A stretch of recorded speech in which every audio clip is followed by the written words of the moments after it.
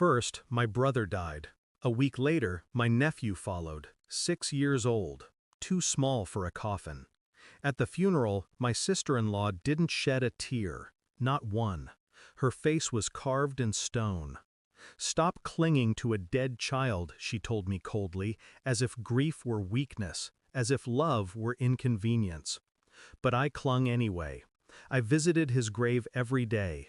I talked to him in whispers, brushing dirt from his name. One afternoon, the cemetery was empty, silent, the kind of silence that pressed on your ribs. I knelt at the grave, murmuring his name. And then I heard it, a small voice behind me. "Uncle?" I turned, trembling. And there he stood, my nephew, pale, thin, alive, or something close enough to it. His eyes met mine, and I froze. He reached for me, whispering, "Don't tell her." The world tilted, my breath locked in my chest. His body was warm, solid, not the ghost I had feared. My mind stuttered between grief and clarity. If he was alive, then what had I buried? Whose body lay under that stone? And then the pieces began to shift.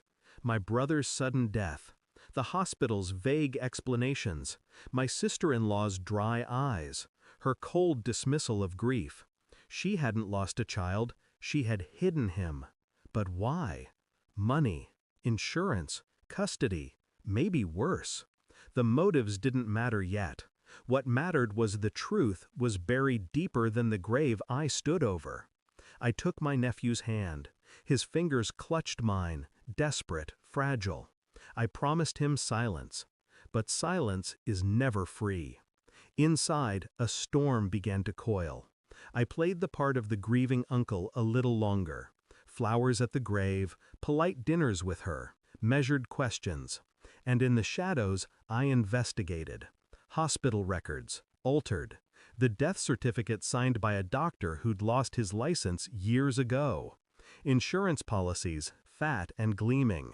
Her signature everywhere. Phone logs, midnight calls to numbers hidden under generic contacts. Every detail screamed conspiracy. But one thing burned hottest, her apathy. No mother buries her child without cracking, unless the child isn't buried at all. I followed her one night. She drove outside the city, headlights carving through dark country roads. She stopped at a decaying farmhouse. Through the window I saw him, my nephew, alive, sitting at a table with a bowl of soup, his shoulders hunched, his eyes hollow. She didn't look at him like a mother. She looked at him like an asset. I clenched my fists, nails cutting skin. My rage stayed quiet, coiled, waiting. Because if rage speaks too soon, the truth slips away. The file I built was surgical. Photos, records, bank statements, witness accounts, everything mapped, undeniable.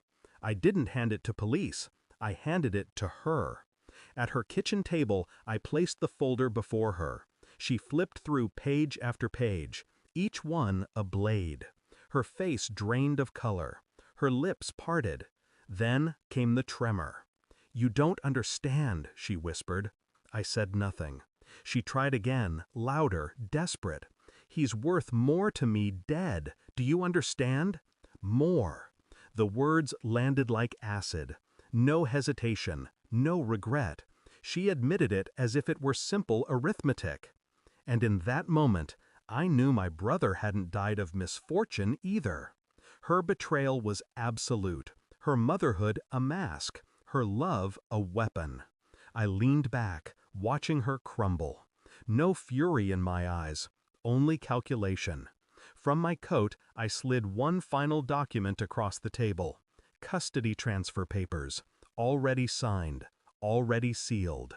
The system had been moved quietly, weeks in advance. Her mouth fell open. No. Yes.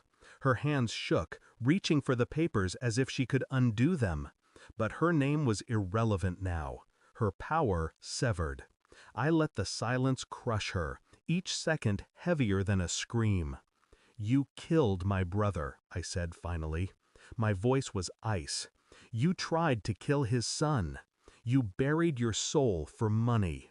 She broke then, tears finally spilling, not for loss, but for herself. I stood, leaving her with the folder, with her collapse, the walls of her perfect deception caving inward. I took my nephew's hand as we walked away from her house. He didn't look back, neither did I. He would live. She would rot in the truth she created. No trial could hurt her more than the silence of her own home, emptied of the boy she saw as currency. Grief had once chained me. Now it sharpened me. Betrayal no longer shocked me. It defined me. I didn't lose a nephew. I reclaimed him. I didn't lose a brother. I avenged him. And as for her, I buried her without digging a grave. She will spend the rest of her life alive, but already dead, because the truth is a coffin she cannot climb out of. Thanks for watching. Don't forget to like, share, and comment. Subscribe now to Cheating Stories Insight World for more amazing stories.